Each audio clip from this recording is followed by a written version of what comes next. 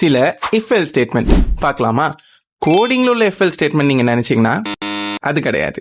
இது ஹிந்தில நம்ம பார்க்க போறோம். அதுக்கு முன்னாடி இந்த மாதிரி டெய்லி பேசிஸ்ல ஈஸியான விளையாண்டு கத்துக்கலாம். அதுக்கு ஒரு ஃபாலோ மட்டும் பண்ணிக்கோங்க.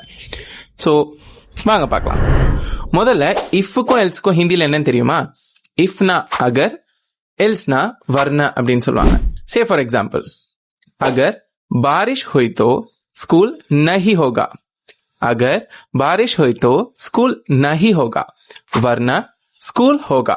அப்படின்னா if it rains school is not there. மழை பெஞ்சதுன்னா ஸ்கூல் கிடையாது. else பெய்யலனா ஸ்கூல் இருக்கு அப்படின்னு சொல்லுவாங்கல்ல, அதுக்கான சென்டென்ஸ் தான் இது.